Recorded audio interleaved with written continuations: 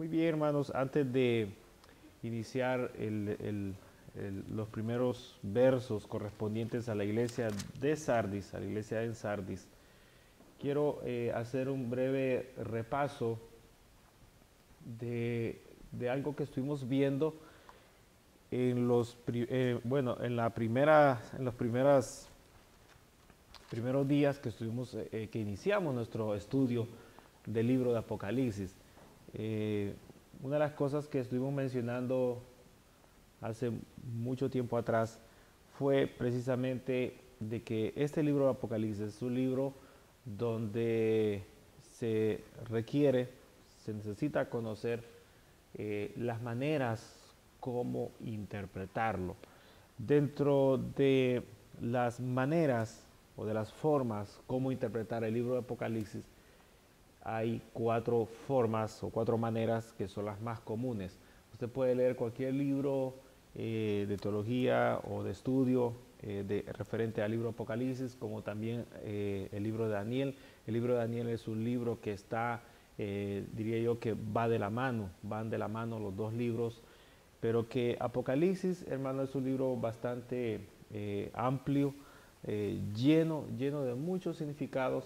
Entonces, dentro de las cuatro más comunes, dentro de las cuatro maneras o formas de interpretar el libro Apocalipsis, hay cuatro que tenemos ahí presentes. Una, quiero hablar nuevamente cada una de ellas, porque en la iglesia de Sardis vamos a estar utilizando una de estas cuatro o una más de estas cuatro. Vamos a estar utilizándola para interpretar el mensaje que hay dentro, hermanos, de la palabra de Dios referente a la iglesia de Sardis. Entonces, para refrescar un poquito, siento yo que es muy importante recordar estas maneras de interpretación. Recordemos que la palabra de Dios, hermano, cuando hablamos, cuando la enseñamos, ¿verdad? Uno no puede decir disparates o decir cosas torcidas o cosas sin ningún fundamento, sino que tiene que interpretarse en la manera correcta y es muy difícil, ¿verdad?, agarrar un texto de la palabra de Dios y entonces sacar, ¿verdad?, alguna conclusión. Siempre es muy importante notar, tener en cuenta la idea principal que se viene manteniendo en la escritura en ese momento, a qué aspectos se está refiriendo, si hay trasfondos culturales, trasfondos quizás de familia, o etcétera, etcétera. Son cosas que tienen que tomarse muy en cuenta, de manera que entre más elementos nosotros reunimos para poder interpretar la palabra de Dios, entonces más certeros nosotros estaremos del significado en sí que encierra la palabra de Dios. Hay veces por una palabrita de un par de letras, una palabrita, hermano, su servidor a veces tengo que tener 11 libros abiertos para poder, hermanos, sacar el mensaje central solamente por una palabrita. Por una palabrita lo implica uno, ¿verdad? Ver diferentes traducciones, diferentes comentaristas, ver diferentes puntos de vista, hermano, para poder entonces llegar, ¿verdad?, al mensaje en sí que está ahí encerrado. Y aquí le voy a hacer un reto y es un desafío, ¿verdad?, que se lo menciono. Si usted se quiere quedar a lo superficial, ¿verdad?, es opción suya. Eso, pues, déjeme decirle que cuando usted la enseñe, así se va a quedar superficialmente.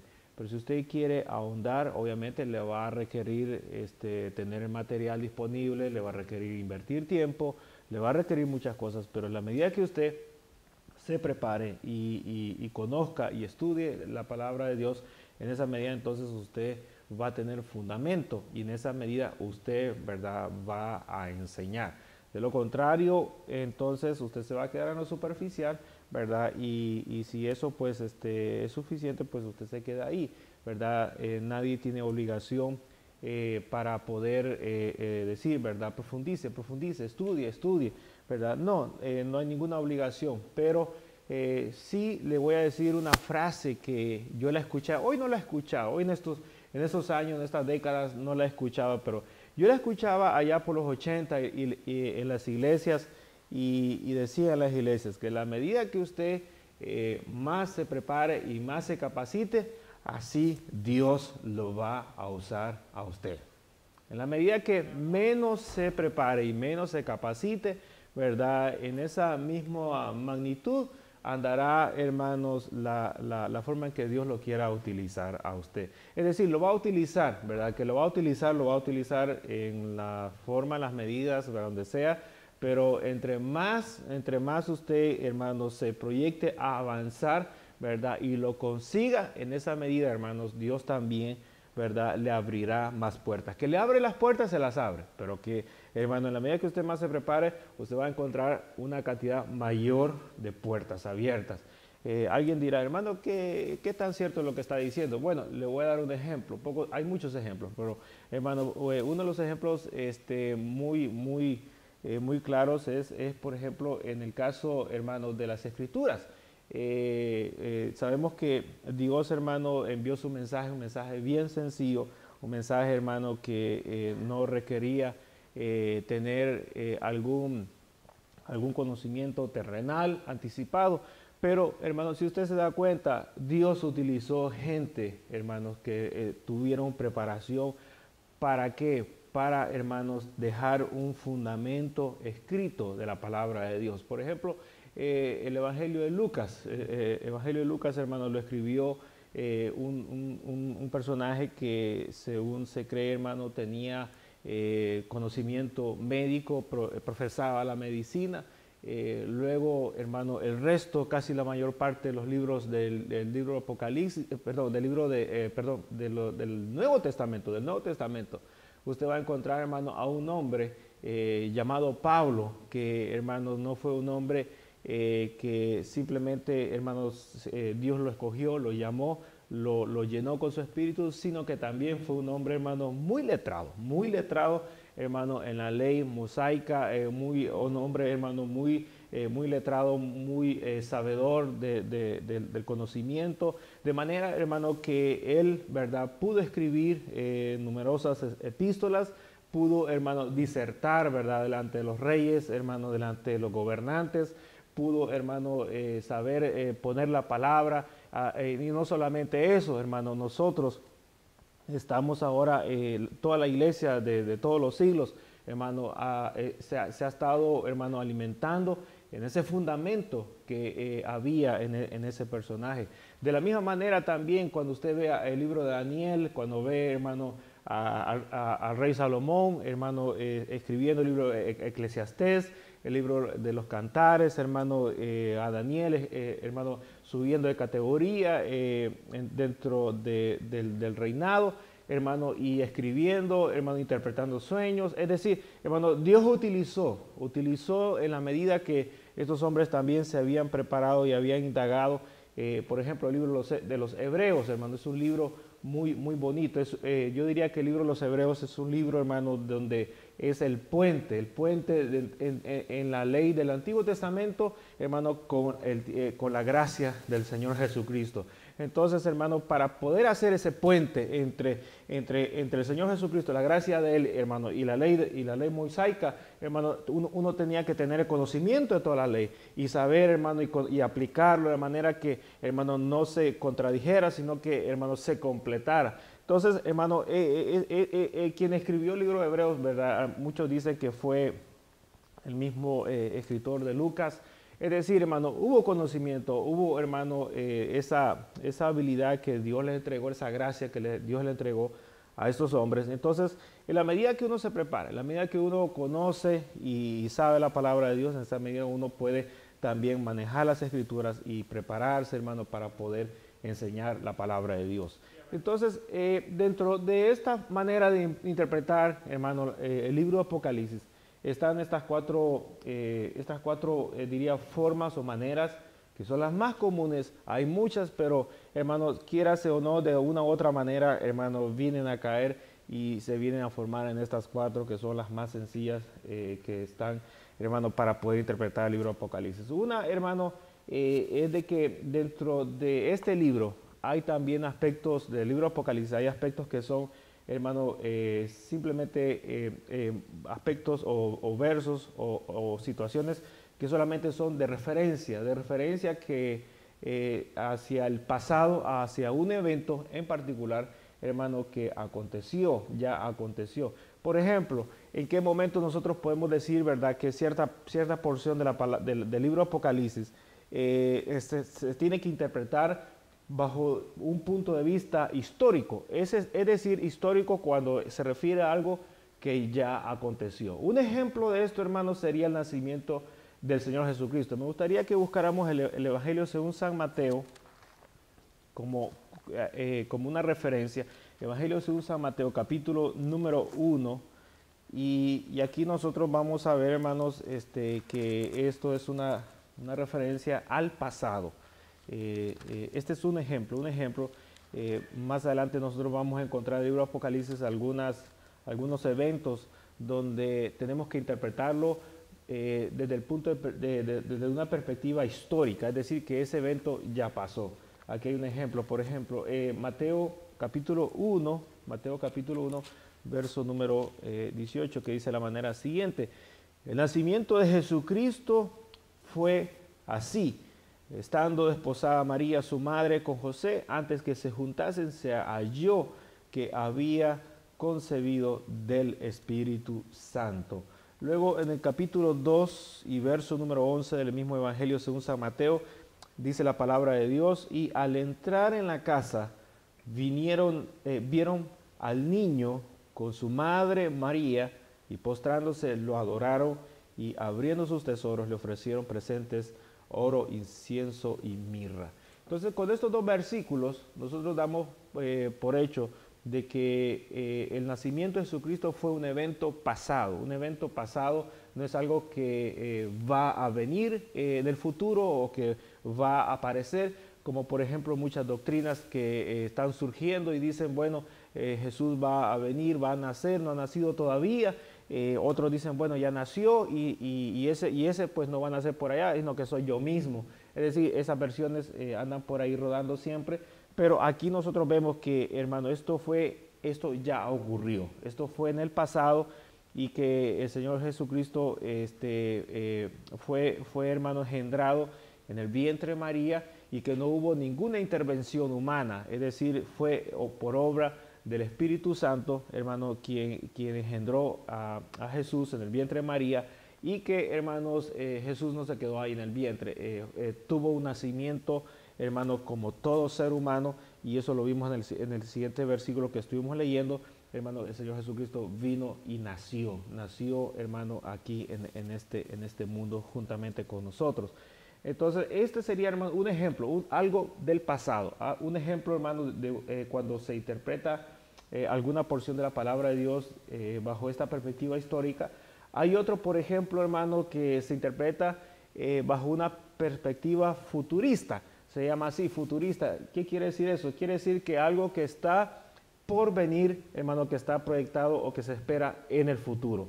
Hay un ejemplo acá, y de esto, hermano, podemos ver siempre en el Evangelio según San Mateo, capítulo 24 y verso número 21. Capítulo 24, verso número 21. El libro de Apocalipsis es un libro que habla, hermanos, claramente, muy precisamente, muy detalladamente sobre, hermano, esto que vamos a leer acá en el verso 21. Dice, porque habrá entonces gran tribulación, cual no la ha habido desde el principio del mundo hasta ahora, ni la habrá. Entonces, ¿qué quiere decir esto?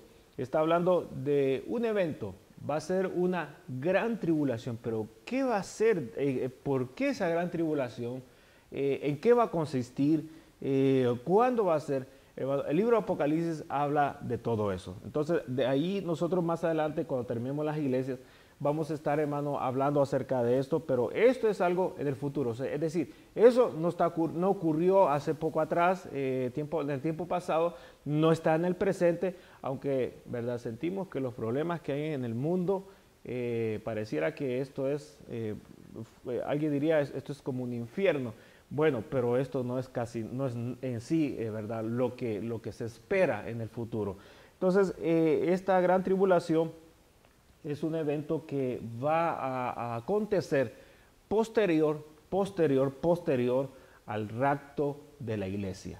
Posterior al rapto de la iglesia. Entonces, ¿cuándo es que va a acontecer, hermanos, el rapto de la iglesia? ¿Alguien lo sabe? ¿Alguien tiene alguna señal, alguna idea? ¿Un día, hora, mes, año, segundo? No. ¿Cree ustedes, hermano, que los ángeles lo saben del cielo? ¿No? ¿Creen que el Señor Jesucristo lo sabe? ¿Cree que, hermanos, quién más lo puede saber? Nadie.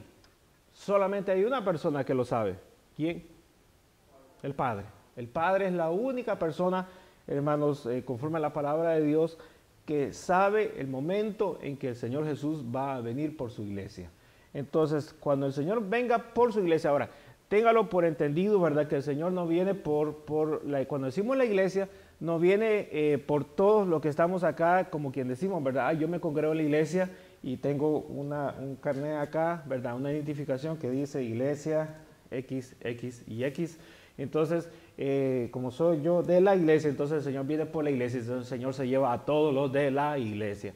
Ahora, cuando se refiere el Señor, que el Señor viene por la iglesia, hermano, viene por cada uno de nosotros, según, ¿verdad? Estemos como las 10 vírgenes, que por cierto está por ahí, como las 10 vírgenes. Que estemos listos, preparados, hermano, que estemos perseverando. En otras palabras, el Señor viene por los que están perseverando. Los que no están perseverando, se quedan, hermano. Y entonces, después que ocurre el rapto de la iglesia, en ese momento que ocurre el rapto de la iglesia, ya dijimos el domingo, ¿verdad? Que el rapto ocurrirá en el parpadeo del ojo, ¿verdad? En ese parpadear ocurre el rapto de la iglesia. Los que están perseverando se van y los que no están perseverando, ¿verdad? Tendrán segunda oportunidad. Ahí, hermano, si no pudo en esta, quién sabe que pueda en la que sigue. Porque en la que sigue lo van hermano, a controlar. Lo van a controlar, le van a poner un sello, una marca, le van a controlar, hermano, el dinero que usted gana. Bueno, de por sí lo controlan, ¿verdad? Y lo siguen controlando cada vez más. Este año, me dijeron que este año, hermano, el gobierno tiene menos dinero que el año pasado. Entonces el dinero está incrementando el control a todo. Está incrementando el control y está poniendo nuevas reglas, nuevas leyes, de manera de que no se le escapen los impuestos. Entonces, en el tiempo de la gran tribulación, va a ser eso todavía mucho que peor. Quizás usted no está muy familiarizado, quizás con los negocios, con las leyes locales, nacionales, pero si lo está, yo creo que usted lo tiene que saber esto, ¿verdad? Es lo que le estoy mencionando. Entonces, eso lo va a controlar a usted de tal manera que usted se va a tener, hasta cierto punto, va a estar comprometido en servirle al Señor o aguantar hambre, ¿verdad? O quedarse callado o negar al Señor, negar la fe. Ahora no tiene nada de eso. Ahora el impedimento que usted tiene es, hermano, la vida pecaminosa. Lo que le impide a usted, ¿verdad? El deleite del pecado, el placer, los amigotes, las amigotas, eso es lo que lo impide. Pero en aquel tiempo, ¿verdad? Aparte de ese núcleo de personas, hermano, o de posición que tenga usted en la sociedad, que porque tengo una posición, la gente de mi posición no hablan de Jesús tan así, tan abiertamente, porque entonces la gente me mira y entonces voy a quedar en ridículo porque mi gente de mi posición no hablan del Señor. Esas tonterías, usted ya sabe de esas cosas que son tonterías y basura. Hermano, eso en realidad, eso no vale nada. Ahora, hermano, en el tiempo de la gran tribulación la cosa va a ser más crítica, porque ahora va a estar en juego su dinero, va a estar en juego la comida, lo que usted va a poder, para poder trabajar, para poder vender, comprar, comer. Hermano, lo vamos a ver dentro del contexto del libro Apocalipsis. Entonces, hermano, eso va a ser bastante duro. ¿Por qué razón? Porque, hermano, va a ser bien difícil mantenerse la fe. Entonces, si hoy estás ahí arrastras, hermano, en la gran tribulación, como dicen por ahí, bendito, ¿verdad? No va a poder sostenerse ni de ninguna manera. Entonces, cuando ocurre la gran tribulación, ¿verdad? Es algo que está en el futuro. O sea, cuando nosotros veamos los eventos de la gran tribulación, tenemos que interpretarlo no como algo que está ocurriendo en el presente, es decir, que la gran tribulación es ya, no. El Señor Jesucristo dijo, oiré de guerras, de rumores de guerras, nación contra nación, ¿verdad? Esto y esto. Y nosotros, hermano, lo vemos, ¿verdad?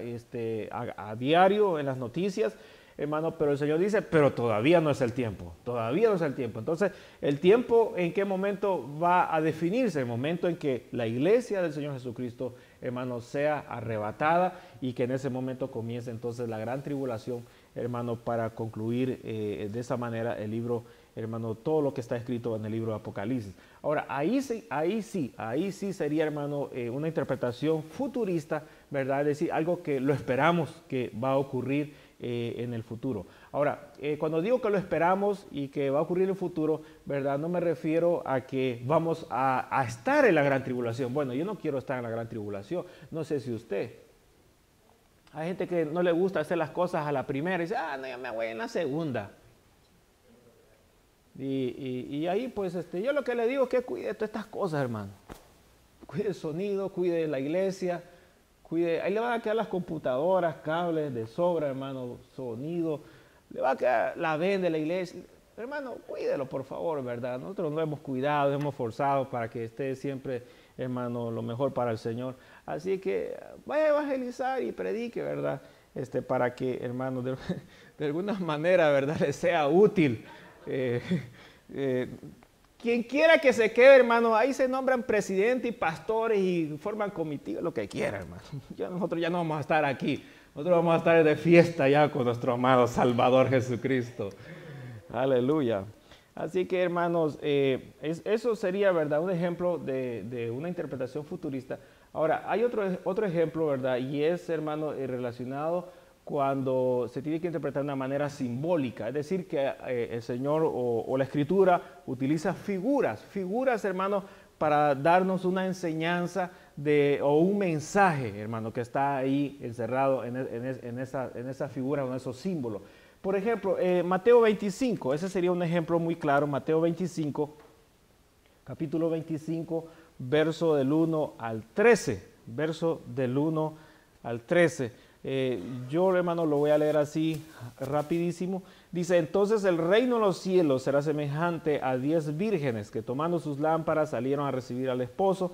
5 de ellas eran prudentes, 5 insensatas. Las insensatas tomaron sus lámparas y no tomaron consigo aceite, mas las prudentes tomaron aceite en sus vasijas juntamente con sus lámparas, y tardándose el esposo cabecearon y todas se durmieron. Dice, y a la medianoche se oyó un clamor, aquí viene el esposo, salid a recibirle. Entonces todas aquellas vírgenes se levantaron y arreglaron sus lámparas, y las insensatas dijeron a las prudentes, danos de vuestro aceite, porque nuestras lámparas se apagan. Mas las prudentes respondieron diciendo, para que no nos falte a nosotras y a vosotras, id más bien a los que la venden y comprad para vosotros mismas. Pero mientras ellas iban a comprar, dice, vino el esposo, y las que estaban preparadas entraron con él a las bodas y se cerró la puerta. Después vinieron también las otras vírgenes diciendo, Señor, Señor, ábrenos. Mas él respondiendo dijo, de cierto os digo que no os conozco. Velad pues, porque no sabéis el día ni la hora en que el Hijo del Hombre ha de venir. Ahora, el Señor, hermano, no quiere decir, ¿verdad?, que alguien pudiera decir, bueno, el Señor viene entonces por vírgenes, entonces no hay que casarse, es que mejor estar sola que mal acompañado, dice. No, ¿verdad? Es una figura que el Señor está hablando, porque el Señor compara a la iglesia, hermano, como una esposa, hermano, preparada, es decir, así como la esposa, ¿verdad?, cuando se va a casar, hermano, se va al salón de belleza y viene tarde a la boda porque se estuvo preparando, que las uñas, que el pelo, que el maquillaje, que el vestido, etcétera, etcétera. Entonces, este tiempo que nosotros estamos aquí en este mundo, hermano, es un tiempo de nosotros como iglesia nos estamos preparando para las bodas con nuestro amado Salvador. Ahora, el Señor no quiere una novia fea, una novia descuidada, ¿verdad? O que llegue ahí con la ropa que utiliza para hacer limpieza en la casa. No, o sea, es decir, toda esa elegancia, ¿verdad? Toda esa elegancia es para el momento, hermano, donde se va a presentar con el esposo y se van a unir en el matrimonio. Entonces, hermano, el tiempo que nosotros estamos acá es un tiempo de preparación, ¿verdad? No es que estamos aquí, hermano, de balde, o que estamos, hermano, de holgazanes, o que estamos matando el tiempo, o dejando que los años corran. No, no, no, no. Estamos en un tiempo donde debemos de prepararnos para el encuentro con nuestro Señor Jesucristo. Entonces, aquí, hermano, la figura, ¿verdad?, de las vírgenes, hermano, lo ocupan los que están perseverando, y de las otras vírgenes, ¿verdad?, también que quieren irse, hermano, pero que son personas o cristianas que no están perseverando. Entonces, esas son las que se quedan. Y las prudentes, es decir, ¿verdad?, que están perseverando, son las que se van con el Señor. Interesante, ¿no? Interesante. Entonces, hermano, aquí, ¿verdad?, es una parábola de las 10 vírgenes, como se conoce, y es el símbolo de las vírgenes, hermano, la que se ocupa acá. 5 prudentes, 5 insensatas. Entonces, esto, hermano, la interpretación, ¿verdad?, no puede ser, en este caso, ni histórica, bueno, porque no es algo que ha pasado. Pudiera decirse que es futurista también, hermano, porque está proyectada hacia el futuro, pero que también, hermano, tiene más en sí, tiene más del aspecto simbólico, y que hay figuras que están ahí con un mensaje para la iglesia del presente. Ahora, la última, hermano, sería, en este caso, la interpretación idealista, se llama así, idealista, que es la que trae algún principio espiritual, ¿verdad?, o algún principio moral. Bien, pueden venir uno de los dos, o pueden venir los dos juntos. Un ejemplo de esto, hermano, sería el matrimonio. Uno de estos, hermanos, ejemplos muy claros sería el matrimonio. Me gustaría que buscáramos en el Evangelio según San Mateo, siempre el mismo libro, capítulo número 5. Capítulo número 5. Y vamos a ver, hermanos, un ejemplo cuando yo menciono o utilizo esta expresión que es un principio. Mateo capítulo número 5 y verso número 31. Esto está relacionado directamente con lo que es el matrimonio. Ahora, antes de leerlo, hermano, le voy a poner un ejemplo. Cuando yo me refiero a un principio, ¿verdad?, a un principio, también me puedo referir a lo que es una ley. Los principios y las leyes no se pueden romper, no se pueden quebrantar, esa es la palabra exacta, no se pueden quebrantar. No se pueden quebrantar. Si usted quebranta una ley, si usted quebranta algún principio, ¿verdad?, usted tiene que sufrir las consecuencias de haber quebrantado la ley, de haber desobedecido la ley. Le voy a poner un ejemplo. Hay una ley que es bien común, ¿verdad? Alguien la descubrió, bueno, muchos lo habían visto, pero a algunos se le ocurrió y la escribió y la dio a conocer, y se hizo más populosa.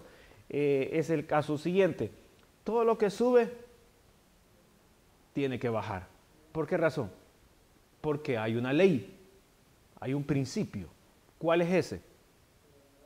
Es el principio de la gravedad, ¿verdad? Que a cierta distancia, ¿verdad?, de la Tierra hacia arriba, hay una fuerza de gravedad que hace que los objetos, según, ¿verdad?, su masa, según, ¿verdad?, el peso que tenga, hermanos, tengan, ¿verdad?, a descender para acercarse al centro de la tierra. Eso es una ley de la naturaleza, Dios la dejó. ¿Alguien la puede romper? Es decir, ¿verdad?, que alguien diga, bueno, yo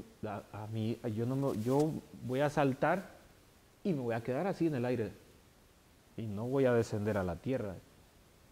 Por más que salte y trate de mantenerse en el aire, se va a venir para abajo. Va a saltar y se va a venir para abajo. Va a saltar y no va a poder. ¿Por qué? Porque hay una ley que no se puede romper. No se puede romper. Usted la rompe, ¿verdad? Y salta. Pues usted tiene que estar preparado, ¿verdad? Con sus pies a poder amortiguar su peso. Póngase a la altura de, como le dijeron al Señor Jesucristo, ponte allá en el pináculo, en la parte más alta del techo del templo. Ponte ahí arriba. Y cuando estés ahí arriba, ¿verdad? Tírate. A ver si no te pasa nada. Hermano, se supone que si alguien se tira de la parte de arriba del templo, no piense que a partir de ahí va a salir flotando, como que es pluma. No, en ese momento viene para abajo, ¿verdad? Y como le pasó a la mujer aquella, que la empujaron del palacio. ¿Quién era? Jezabel, hermano. Y cuando cayó, ¿verdad? Como decimos, un lenguaje así sencillo, hecho torta abajo.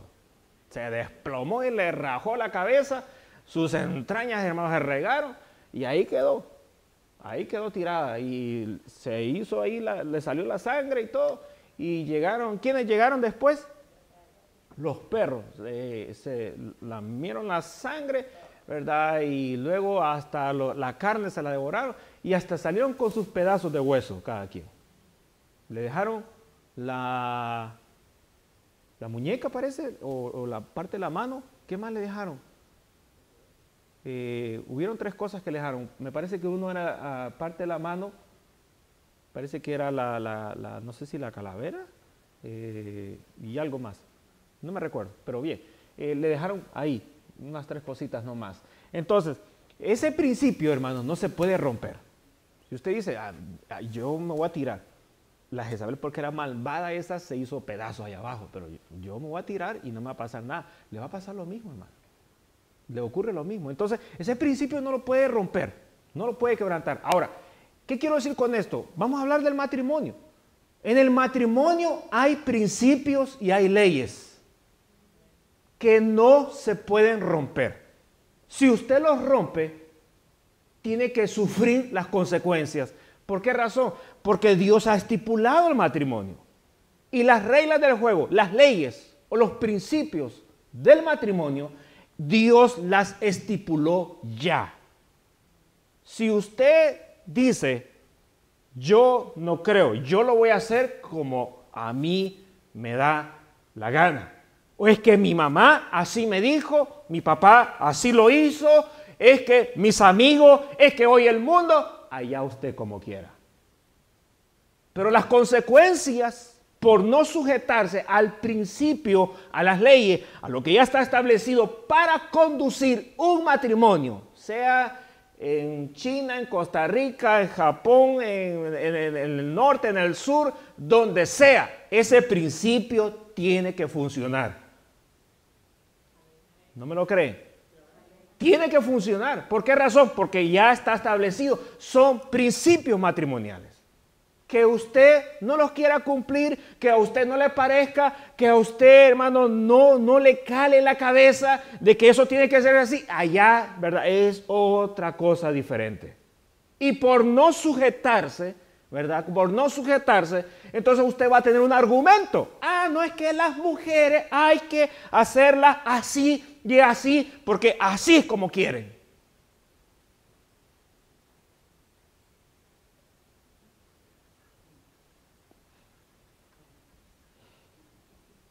Estoy esperando que se goce. Está reteniendo, porque ¿quién nos ha escuchado ese comentario? Y que a los hombres, ¿verdad? No, es que al mío yo sé cómo lo domino. Eso, hermano, ¿quién no ha escuchado de esas cosas? Entonces, a usted le puede funcionar esas cosas, pero le voy a decir algo, tarde o temprano se va a ir a dar un gran tropezón en la cara. ¿Por qué? Porque su conocimiento, su experiencia, su argumento, estoy trayendo el mensaje del domingo, su argumento, ¿verdad? Su argumento no va en ningún momento, hermano, ser avalado cuando la palabra de Dios está diciendo todo lo contrario. Entonces, Ahí, ¿verdad? Hay que entender cuáles son los principios y sujetarse, es decir, ¿verdad? Obedecer, ¿verdad? Sujetarse a los principios de la palabra de Dios. ¿Para qué? Para que entonces no venga el ay y no venga, ¿verdad?, el quebrantamiento a consecuencia de no haber aprendido los principios, hermanos, en este caso, del matrimonio. Cualquiera se casa, cualquiera se junta, cualquiera se jala a una mujer, cualquiera se jala a un hombre, hermano, y se van, ¿verdad? Eso cualquiera lo puede hacer. Pero que, hermanos, conozcan, ¿verdad? Que conozcan los principios matrimoniales. Eso, hermano, a nadie le interesa enseñarlos y yo creo que nadie está interesado en aprenderlos. Pero los que somos hijos de Dios, hermanos, nos tiene que interesar conocerlos y también nos tiene que interesar, hermano, ponerlos en práctica. Eso es así. Dentro de la iglesia tiene que ser así, hermano. Allá en el mundo, igual. Esté en el mundo, esté afuera, esté adentro, hermanos, los principios matrimoniales son iguales. Mateo dice, Mateo 5:31, hermanos, dice de esta manera. ¿Dónde está? Aquí está. Dice, está hablando el Señor Jesucristo. También fue dicho, cualquiera que repudie a su mujer, dele carta de divorcio. Vamos a leer ahora, verso 32 también. Pero yo os digo que el que repudia a su mujer, a no ser por causa de fornicación, hace que ella adultere, y el que se casa con la repudiada comete adulterio. Ahora, alguien dirá, bueno, me la llevé. Nos fuimos. ¿Y qué? ¿Verdad? Nos amamos, nos queremos y hasta nos aguantamos. ¿Y cuál es lo malo que está diciendo el Señor aquí? Bueno, aquí hay un problema. El problema es que el Señor está usando la palabra adulterio. Y la Biblia dice que los adúlteros, dígalo pues, no heredarán los reinos. Entonces ese es el problema. Entonces, ahora, sigamos el problemita que hay aquí. Capítulo 19, vámonos al capítulo 19. Capítulo 19 de Mateo, verso número 3. Verso número 3. Este es el principio. Hermano, bueno, antes de leer verso número 3, hermano, ¿alguien de ustedes pudiera entonces, al escuchar, ¿verdad?, o al haber leído lo que decía Mateo 5:31, ¿qué principio podemos extraer de ahí, de esas palabras del Señor? ¿Qué principio podemos extraer, hermanos? ¿Qué principio del matrimonio podemos nosotros traer de Mateo 5:31 y 32? ¿Qué principio? ¿Alguien me lo puede decir?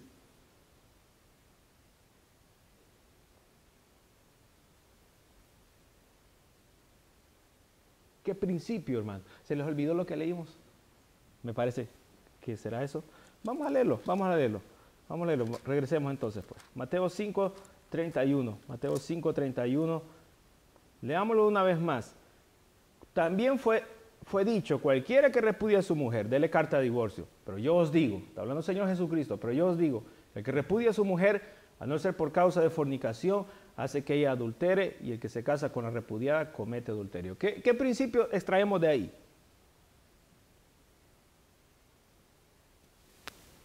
¿Qué ley de Dios? ¿Qué principio, hermanos, podemos nosotros extraer de estos versículos y decir, este es un principio matrimonial? Esto sí se puede hacer y esto no se puede hacer. ¿Qué es lo que se puede hacer, hermanos?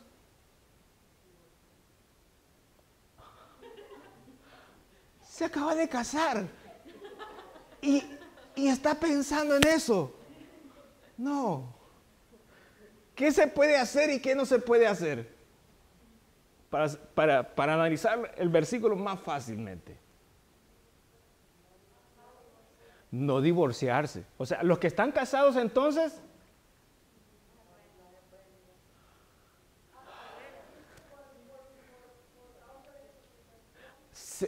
se pueden, ¿verdad? O sea, es decir, no se pueden divorciar, ¿verdad? Lo siento mucho. a menos que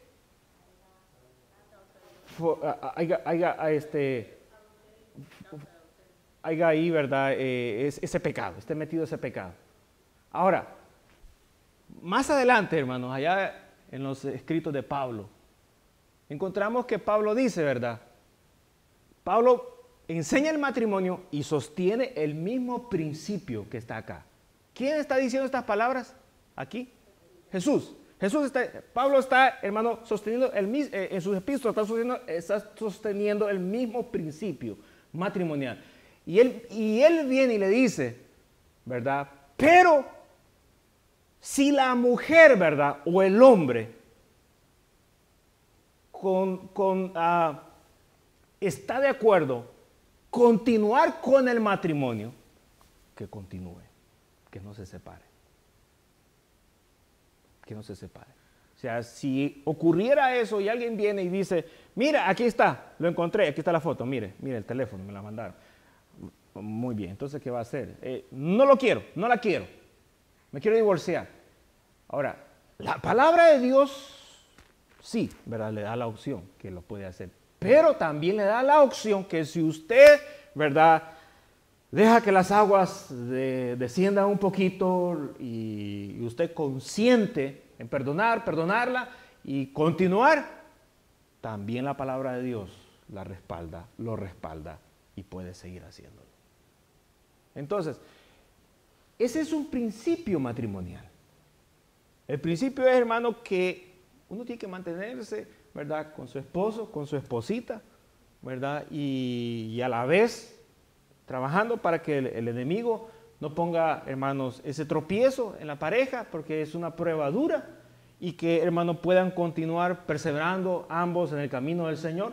Entonces, el principio es ese. Ahora, hermanos, ya extrajimos eso, ¿verdad? Que no nos podemos divorciar, ¿verdad? A menos que sea eso, pero, ¿verdad? Está en la opción de que si usted quiere continuar, continúa, y si usted quiere dar la situación ya por terminado, pues entonces lo lleva de esa manera. ¿Estamos de acuerdo? Ese es un principio. Lo podemos quebrantar, hermanos, y decir, ¿verdad? Yo me puedo divorciar por cualquier cosa. Que a mí me gustan los tomates con chile verde y cebolla. Pero me los hace duros y duros no los aguanto. El olor es insoportable.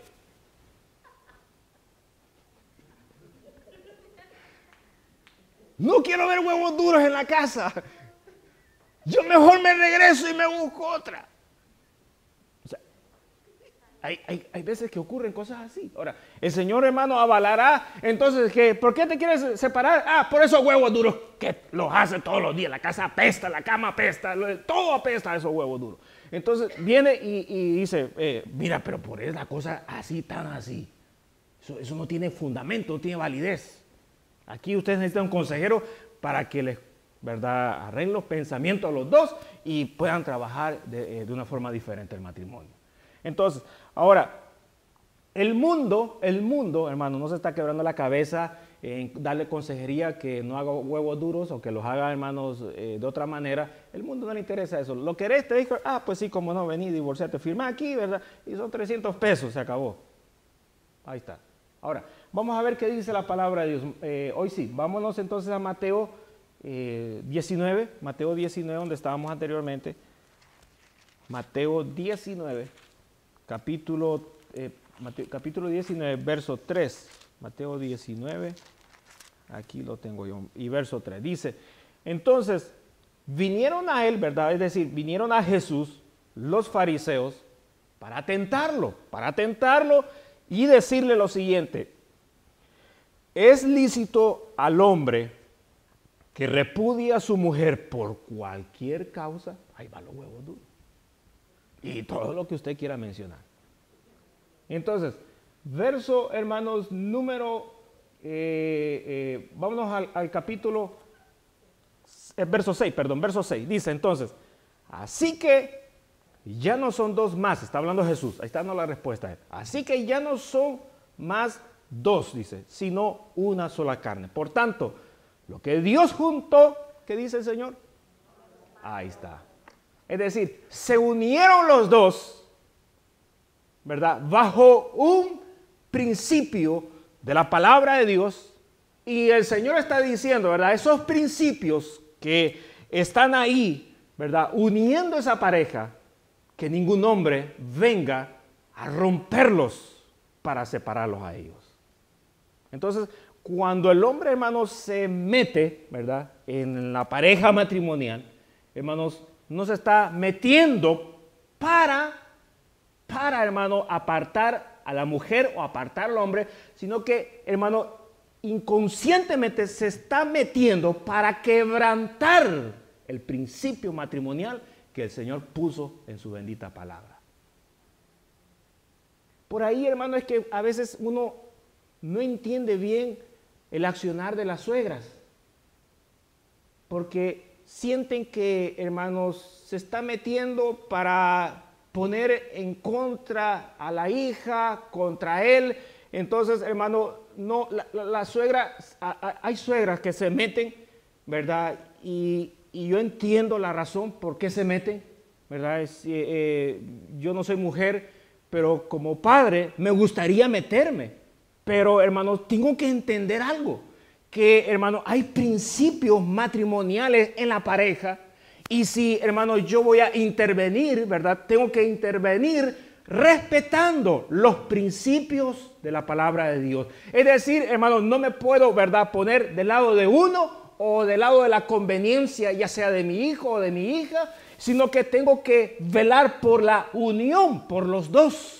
Entonces es bien difícil, ¿verdad? Cuando hay, hermano, una relación sanguínea directa, como un padre, como la madre, como el hijo o la hija, hermano, que uno no sienta los lados donde más le convenga a la familia misma. Entonces, por esa razón es que en ese caso es mejor que una persona esté de consejero y que no tenga ningún lazo, hermano, para buscar conveniencia del uno o conveniencia del otro. No, que tiene que velar por el principio matrimonial, que se sostenga, porque al sostener, hermano, y respetar los principios matrimoniales, se respeta el matrimonio, se respeta a él y se respeta a ella.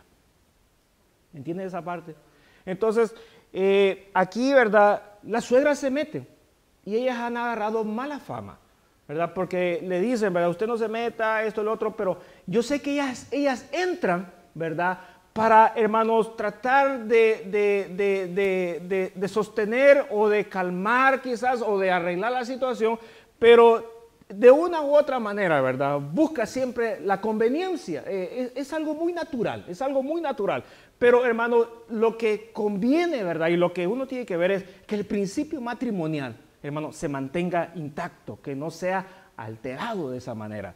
Entonces, el Señor dice aquí, fíjese, el verso número 6 que leíamos, ya no son dos más, sino una sola carne, por tanto, lo que Dios juntó, no lo separe el hombre. Ahora, verso, hermano, sigamos leyendo, verso 7, y le dijeron, pues, ¿por qué mandó Moisés dar carta de divorcio y repudiarla? Ahora, vean este detalle, hermanito. Ya dijimos que el principio matrimonial, ¿cuál es? Mantenerse con la esposita.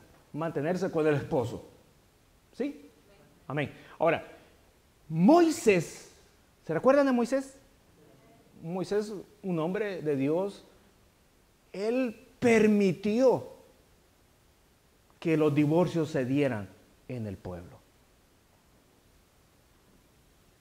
¿Qué piensa usted de Moisés ahora, hermano? ¿Qué piensa usted de Moisés? Permitió él, hermano, conociendo el principio matrimonial. Vino él entonces, hermano, y toleró. ¿Verdad? ¿Cuál fue la iglesia que toleró, hermano? La iglesia tolerante, que el pecado, hermano, anduviera por ahí y no hizo nada. ¿Cuál fue la iglesia esa de Apocalipsis? ¿Cuál iglesia fue? La iglesia de Tiatira. ¿Con quién? ¿A quién toleró? A la mujer esa, a la Jezabel. Entonces Moisés, hermano, toleró, ¿verdad?, que el pecado anduviera ahí y les dijo, pues si quieren divorciarse por los huevos duros y por el tomate, por el chile verde, ay, vean ustedes cómo es. Claro que sí, vengan, yo les voy a dar la firma. Divorciado, divorciado, divorciado, divorciado.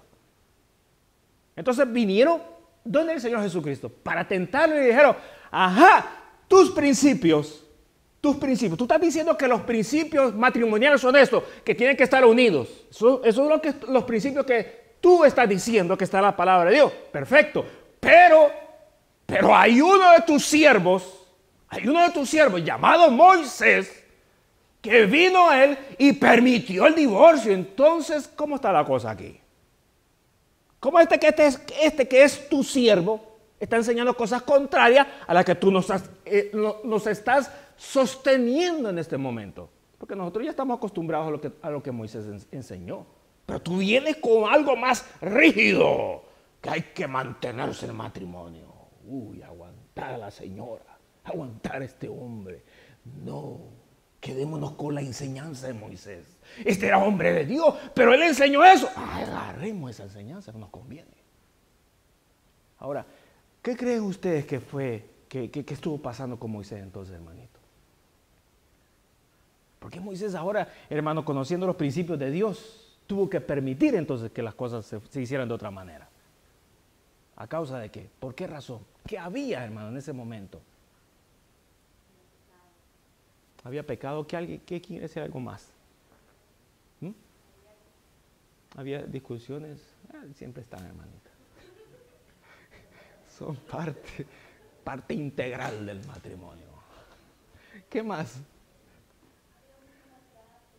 Había es interesante, había maltrato, bueno, había discusiones, había pecado, hermano, ¿qué más? ¿Qué más?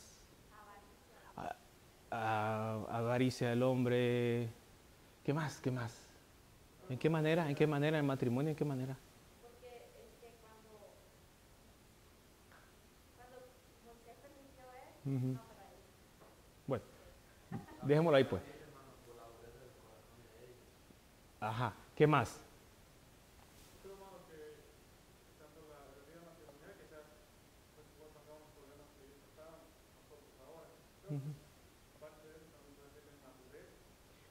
Sí, también, ¿verdad? La inmadurez. El matrimonio no es lo mismo cuando las parejas es inmadura, en este caso emocionalmente, no es lo mismo cuando la pareja es madura emocionalmente. Un inmaduro o inmaduros, ¿verdad? Hay una gran diferencia, ¿Qué otro comentario más pudiéramos agregarle? Veamos lo que dice aquí el verso 8. Dice, y les dijo el Señor Jesucristo, Moisés permitió que se diera el divorcio por cualquier tonterita, cualquier cosa tan chiquita, sencillísima. Dice, por esta razón, verso 8, por la dureza que había en el corazón de ellos. Ahora, esa dureza, ¿a qué se refiere, hermanos? Ahora, el hecho de que Moisés permitió que se divorciaran por cualquier cosa, eso causó, hermano, estragos entre las familias y entre los hijos de la nación de Israel. Ahora, hermano, Moisés llegó, déjeme pintarlo de esta manera. Moisés llegó a un extremo donde, hermano, ya por parte de él era totalmente imposible controlar, hermano, de que los matrimonios se mantuvieran unidos, porque ninguno de los dos, hermano, quería dar, hermano, lo voy a decir de esta manera, su brazo a torcer para poder enmendar la situación. Entonces, si se casaban y luego se divorciaban y luego se volvían a casar con otro y luego se volvían a divorciar, hermano, y eso era la vida de un matrimonio. Ahora imagínense de toda la nación permitiendo que todo eso acontezca, hermano, eso era una sociedad prácticamente, hermanos, una ruina familiar. Entonces, aquí, ¿verdad? El Señor les tapó la boca a los fariseos y les respondió claramente por qué razón Moisés ya no pudo tener control de eso. Entonces tuvo que, hermano, ceder. ¿Por qué razón? Porque eso ya, aunque él, hermano, lo hubiera permitido o no, ya eso, hermano, estaba ya excediendo, hermanos, y eso finalmente explotó. Y las consecuencias vinieron más adelante, hermano, en la vida de los matrimonios y de los hijos. Eso fue un desastre. Tener ese tipo de familia y ese tipo de vida familiar, hermano, en la nación. Entonces, por eso es que dice acá, verso 8, por la dureza del corazón de ellos, Moisés permitió repudiar a las mujeres, pero el Señor aclara, pero al principio, dice, al principio, esto no se permitió de ninguna manera. Verso 9, y dice, y yo os digo que cualquiera que repudie a su mujer, salvo por causa de fornicación. El Señor está repitiendo lo que dijo en el, hermano, más adelante, en el capítulo 5, dice, a causa, dice, por causa de fornicación, y se casa con otra, adultera, y el que se casa con la repudiada también adultera. Entonces, aquí hay un principio. En esencia, lo que estamos hablando es, hermano, que los principios, ¿verdad? Cuando hay un principio que trae, hermano, una enseñanza espiritual o una enseñanza, hermano, moral, eso no se puede romper ni quebrantar. Si usted lo quebranta y si usted lo rompe y si usted dice, no, a mí no me parece, yo lo voy a hacer de mi propia manera, entonces aténgase a las consecuencias porque no le va a ir bien. La palabra de Dios está llena de principios morales y principios espirituales. ¿Qué quiere decir con eso? Que hay que conocer el principio, hay que aprender el principio y ese principio tiene que ser fundamento de la vida de cada uno de nosotros. Sobre ese fundamento, sobre ese principio, nosotros edificamos nuestra vida. Pero si nosotros no conocemos los principios, no conocemos, hermano, la enseñanza que está en la palabra de Dios, entonces nosotros vamos a andar divagando todo el tiempo. Que por allá dice uno que, hermano, que hay que cortarse el pelo, usted se lo va a cortar todo. Que por allá hay uno que dice que hay que dejárselo crecer, usted se lo va a dejar. Es decir, no va a tener principio. Para donde sopla el viento, para donde lo lleve, hermano, el huracán, ahí va a andar usted, hermano, rodando de vaivén, por un lado, por otro. ¿Por qué razón? Porque su vida no conoce, no entiende, no comprende, no tiene principios para poder fundamentarse en su propia vida. Se da cuenta que es muy importante en la vida, hermanos, conocer los principios de la palabra de Dios. Por ejemplo, hermano, las finanzas. Las finanzas, hermano, en la palabra de Dios, la relación que tiene el dinero que usted gana con, hermano, con la iglesia, con la obra de Dios, hay principios. ¿Sabía usted eso? Hay principios, hay muchos principios. Las ofrendas, los diezmos, las aportaciones. Hay principios que trabajan para quienes lo practican. Pero para el que no lo practica, ¿verdad? Ese principio ni se lo crea en sueños. Ni cierre los ojos y piense que va un avión volando rumbo para las vacaciones allá de agosto. Ni se lo crea porque no las va a tener. Porque no trabaja en esa dirección. Los principios de la palabra no trabajan. Trabajan como cuando usted, hermano, conoce el principio y cuando usted decide ponerlo por obra. Ahí el principio trabaja. ¿Y se acuerdan cómo prediqué la vez pasada? Con conocerlo, ¿verdad? Y con decirlo. Eso, hermano, cualquiera lo sabe y cualquiera lo puede decir. Y le puse el ejemplo hasta los demonios. Pero la diferencia es cuando nosotros lo ponemos en práctica, ahí marca la diferencia. Entonces, los principios matrimoniales y cualquier principio de la vida, hermanos, hay que ponerlo en práctica, conocerlo, para que nosotros seamos los primeros en ser beneficiados. Amén. Ahora, ¿por qué esta gran introducción que hicimos este día? Porque la iglesia de Sardis, en la iglesia de Sardis, hermano, hay principios que vamos a conocerlos y hay que, hermano, ponerlos por obra. Si usted quebranta ese principio en la iglesia de Sardis, lo que vamos a conocer de la iglesia de Sardis, entonces, hermano, usted se va a ver en problemas. Y al verse en problemas, hermano, el detalle aquí, ¿verdad?, interesante y el principal, es de que si el Señor Jesucristo viene en un parpadeo de ojo o, hermanos, la muerte te abraza sorpresivamente, entonces te quedaste. Te quedaste. Y los comentarios saldrán al siguiente día. No, pero el hermano se miraba bien saludable. Cantó un himno, cantó una alabanza. Si es que estaba a la par mía orando, llorando. Pero ¿cómo es eso que ya en cuestión de segundos ya está muerto? Pero nadie se lo iba a poder creer que yo le di la mano, lo abracé y le dije, hermano, hermana, Dios la bendiga, Dios la bendiga. Pero ¿cómo es eso que ya falleció? A mí me ha tocado esa experiencia, hermano, con muchas personas en la iglesia. Y eso llega de repente. Ahora, también la venida del Señor va a ser de repente. Entonces, el principio, ¿verdad?, de la iglesia de Sardis, hermanos, se va a aplicar en este caso a las vestiduras. A las vestiduras. El Señor está, hermano, en la iglesia de Sardis sacando, ¿verdad?, detalles. Esto no me gusta, esto no me gusta, esto no me gusta, esto no me gusta, esto no me gusta, esto no me gusta, esto no me gusta. Y al final el Señor dice lo siguiente: las vestiduras de ustedes, le está hablando a la iglesia de Sardis, las vestiduras de ustedes están manchadas. ¿Cómo? Bueno, por la lista que el Señor le está mencionando y que le está diciendo claramente que esas cosas a Él no le agradan.